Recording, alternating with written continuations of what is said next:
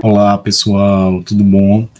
Nós estamos aqui na sessão de comunicação de linguística do segundo seminário de discentes e egressos, o SED, do Programa de Pós-Graduação em Estudos da Linguagem, PROGEL. A professora Marcele Paim e eu estamos nessa coordenação de sessão de comunicações orais de estudantes do nosso programa. Vamos ouvir agora um trabalho intitulado Em que língua eu ensino o que ensino? A língua de acolhimento na prática do professor de inglês, de Diego Paulo da Silva. Diego já está aqui a postos e nós vamos escutá-lo durante cerca de 10 minutinhos mais ou menos, depois a gente pode fazer alguns comentários e algumas perguntas a Diego. Seja muito bem-vindo, Diego, boa apresentação para você. Obrigado, eu começo agradecendo a oportunidade e lembrando aos professores Irã e Marcela que eu sou egresso do PROGEL. Eu sou um fruto recém-brotado, eu defendi este ano. Eu fui orientando de professora Vicentina Ramírez Borba, e a pesquisa que eu trago para compartilhar hoje, ela é um desdobramento da minha pesquisa do mestrado. Não é um projeto de doutorado que eu estou submetendo na Universidade Federal de Sergipe. E eu vou compartilhar com vocês agora para a gente ter acesso a algumas das discussões, né, que eu levanto nesse endereçamento para o doutorado.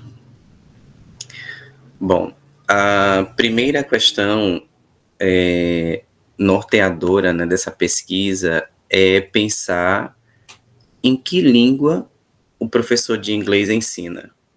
Não naturalmente eu estou enfocando o caso do professor de inglês, mas em sentido amplo nós podemos pensar em que língua trabalha o professor de língua estrangeira, né, que vai para as salas de aulas da educação básica no contexto de escola pública, que é sobre o qual me detenho.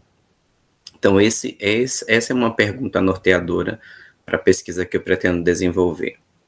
Né? Então, formalmente, o título do trabalho é Em que língua eu ensino o que ensino? A língua de acolhimento na prática do professor de inglês.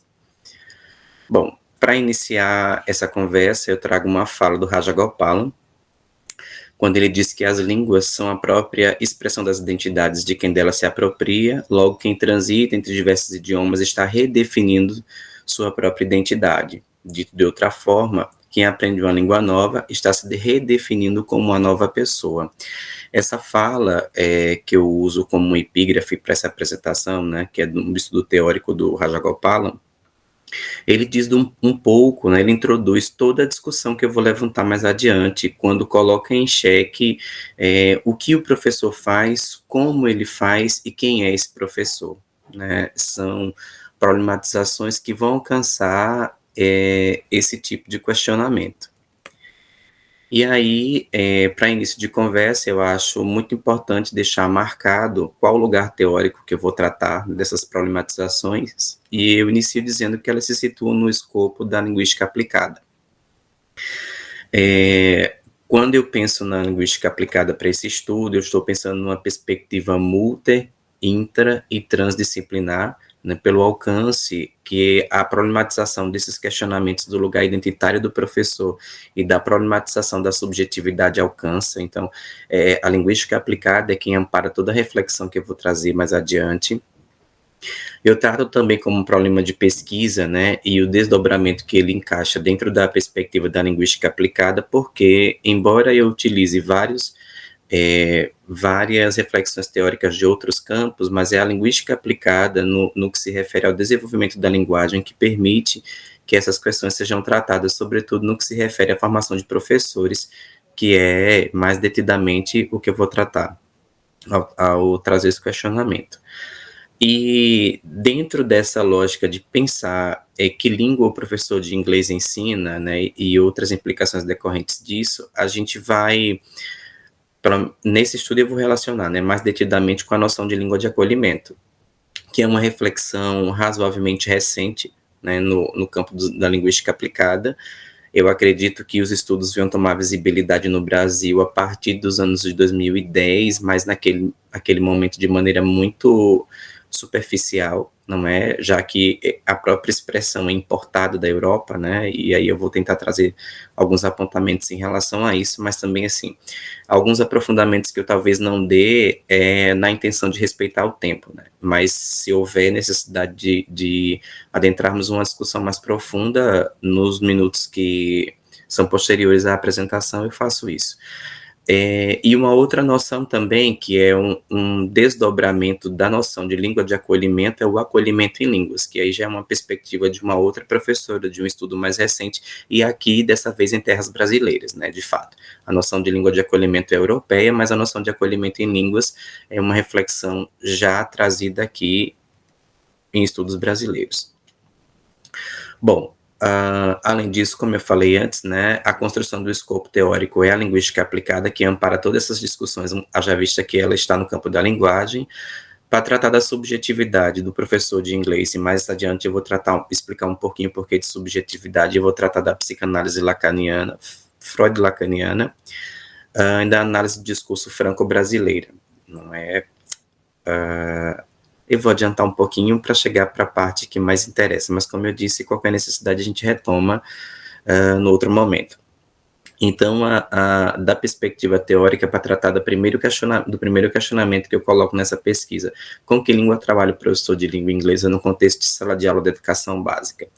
E aí, para responder essa pergunta, que parece ser uma pergunta assim, no professor é de inglês, então ele trabalha com inglês, não é? E aí a gente vai pensar o que é trabalhar com inglês, o que é trazer uma língua estrangeira para a sala de aula, o que se considera na língua inglesa para a educação básica, como é que essa aula se desenvolve, ela se desenvolve em língua materna, ela se desenvolve em língua estrangeira, é uma aula que se desenvolve na relação entre uma língua e outra, quem é o protagonista nessa aula? É a língua inglesa, é a língua portuguesa, são as duas línguas, cada uma tem seu momento, ou é milimetrado o espaço de tempo que é dado a uma, é milimetrado o espaço de tempo que é dado a outra. E aí, quando a gente vai colocando isso em evidência, várias questões vão ser colocadas aí, né, para discussão. Uma delas é a noção de sujeito, outra de discurso, outra de identidade de representação e, por fim, o português como língua de acolhimento. Percebam que no primeiro momento eu trouxe a noção de língua de acolhimento, né, eu tratei, ainda que de maneira superficial, do que seria uma língua de acolhimento quando a gente fala num professor que se habilita a ensinar uma língua estrangeira, mas que vai para a sala de aula e encontra uma outra realidade em que seu fazer precisa ser norteado pela língua materna, quando não, se fala de uma língua estrangeira, mas não se estuda prontamente aspectos da língua estrangeira, porque toda reflexão provocada ela beira ou a língua materna, ou então ela se detém exclusivamente em aspectos da tradução. E por isso, né, por pensarmos nessas questões, o conceito de sujeito é muito importante, porque a gente precisa entender quem é esse professor de inglês, de discurso também, porque a gente precisa pensar como é que esse sujeito se vê e vê o outro, vê sua prática, dentro da conjuntura do que é o ensino e aprendizagem de língua estrangeira, de identidade e representação, porque é preciso pensar como é que esse professor se vê em relação ao trabalho que ele desenvolve e em relação à língua que ele ensina, e a noção de português como língua de acolhimento é pensar, por exemplo, que pode-se criar uma atmosfera, vamos dizer assim, equilibrada entre o que é da aula de língua estrangeira e perpassar aspectos da língua materna. Mas aí é uma problematização que a gente vai ver mais adiante, né? Então, como eu disse antes, eu me refiro a docentes e aprendizes de inglês que, embora não sejam professores de língua estrangeira, parecem não se sentir acolhidos pela língua com a qual desenvolve sua prática pedagógica. Isto é, se eu não consigo fazer o meu fazer de maneira mais, vamos dizer assim, talvez não seja o termo, mas eu vou usar por falta de outro no momento, responsiva do que é dar uma aula em língua inglesa, eu vou fazê-lo em língua materna, não é? E aí eu percebo que são professores que têm sua subjetividade afetada por uma relação de interdição e de gozo, visto que podem experienciar o prazer e o desafio de trabalhar por vezes e inserir-se em discursividades de um idioma que não é e ao mesmo tempo é seu, não é? O que eles percebem, grosso modo? O professor diz, como é que eu vou dar uma aula de inglês para uma turma que que não se porta bem na proficiência em língua materna. Não é? Então, esses dizeres são alguns dos que beiram essa reflexão. Bom, então, dando sequência, nesse contexto que essa pesquisa apresenta uma nova perspectiva de analisar a prática do professor de LI pelo viés da língua de acolhimento. Embora eu diga nova, pessoal, eu tenho muito receio com o uso da palavra nova, porque é muito complicado a gente dizer o que é novo, né?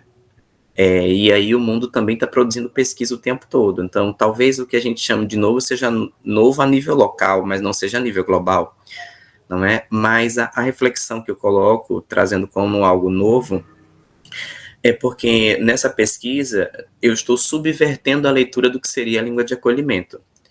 Porque, ora, essa língua de acolhimento pode ser, para alguns docentes, a língua portuguesa, e ora, a língua de acolhimento para outros pode ser a língua inglesa. Não é? É exatamente esse aspecto que faz com que eu diga que seria uma nova perspectiva de analisar, porque nós estamos pensando do lado da língua estrangeira e também da língua materna.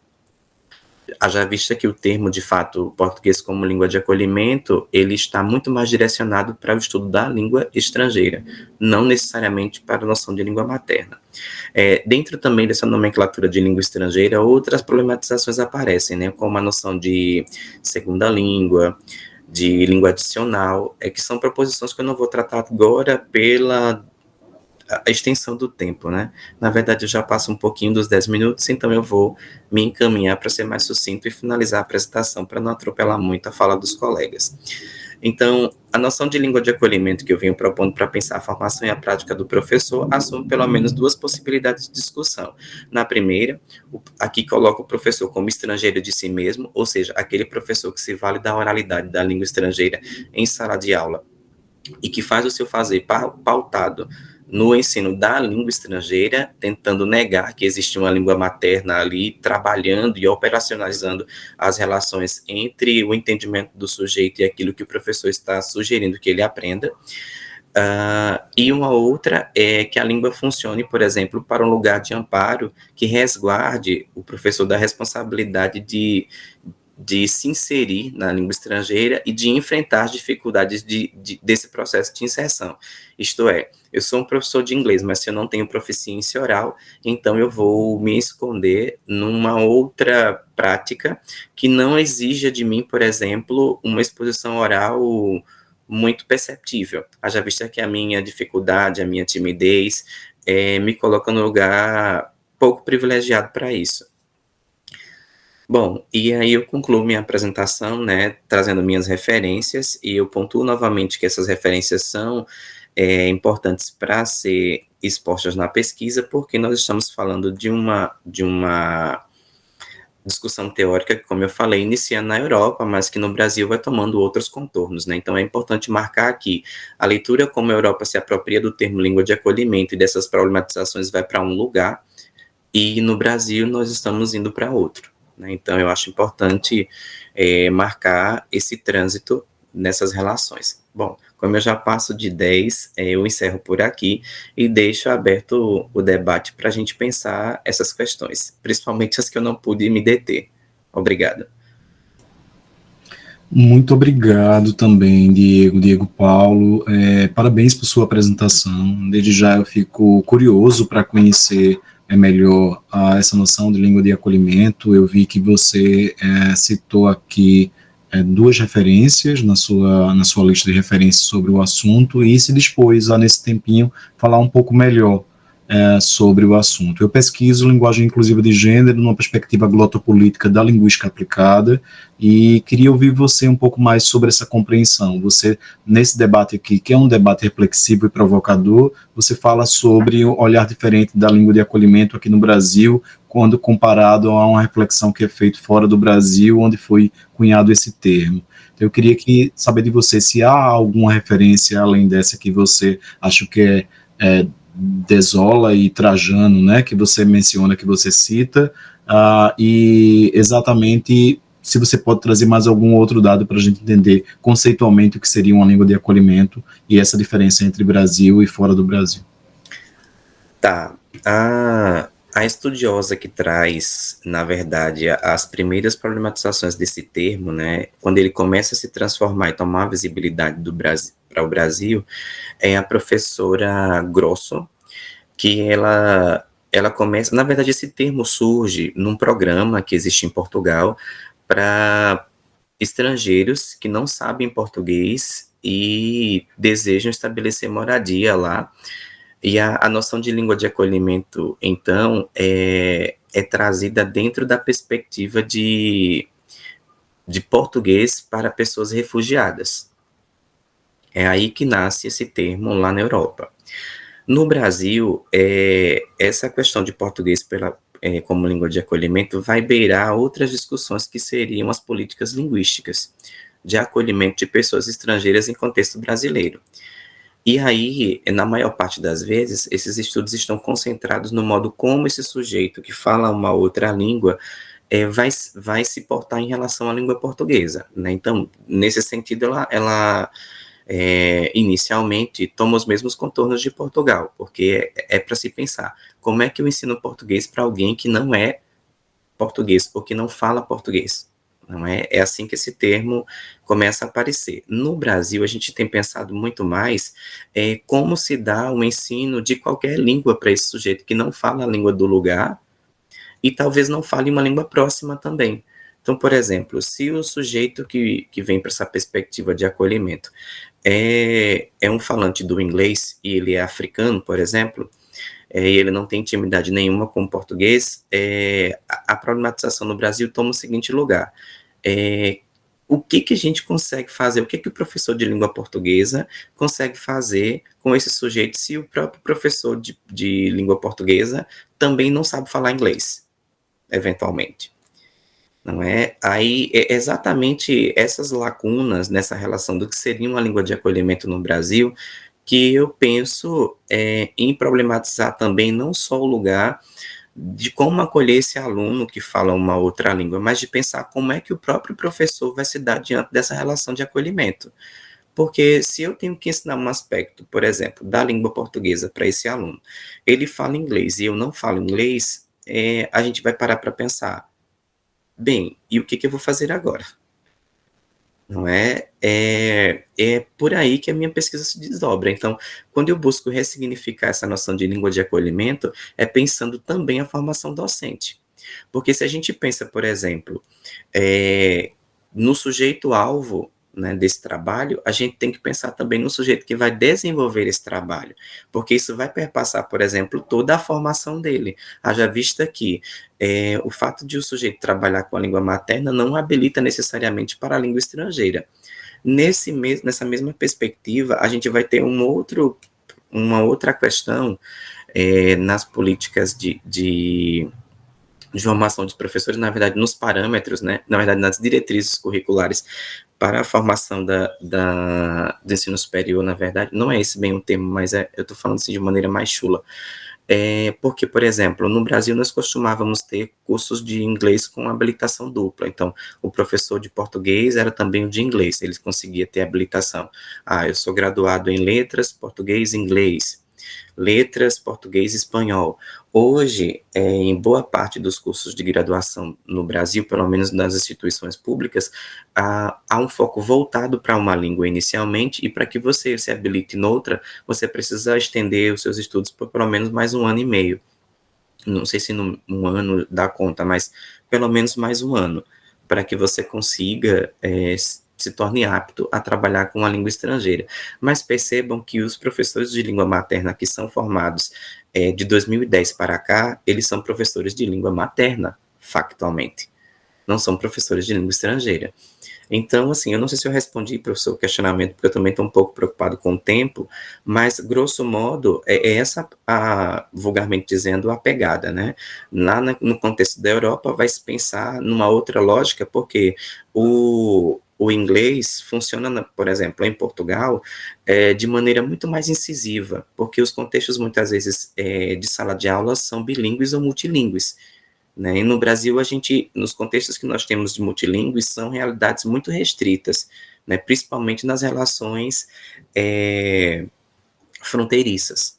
né? Aí a gente vai pensar ali no contexto, por exemplo, Paraguai, Uruguai, Argentina, ou talvez se pensarmos ali na relação da Guiana Francesa com o Brasil, mas percebam que são marcados territorialmente. Em se tratando da Europa, essa relação, vulgarmente falando novamente, ela se dá em qualquer espaço, porque eles são rodeados por sujeitos que falam outras línguas. Né? Então, a relação multilingüe lá se dá de maneira diferente da que se dá aqui. Aqui nós temos pequenos contextos, pequenos entre aspas, né? Mas pequenos contextos multilingües, mas, a grosso modo, a língua que circula no país inteiro é a língua portuguesa, pelo menos como idioma oficial. Bom, novamente eu digo, não sei se eu respondi, mas pelo menos eu ampliei o panorama. Sim, não, você respondeu sim, com certeza. Depois eu quero até trocar algumas figurinhas com você, porque eu acho que é um conceito que me importa também como pesquisador de política linguística. Bacana. Muito obrigado, viu? E parabéns.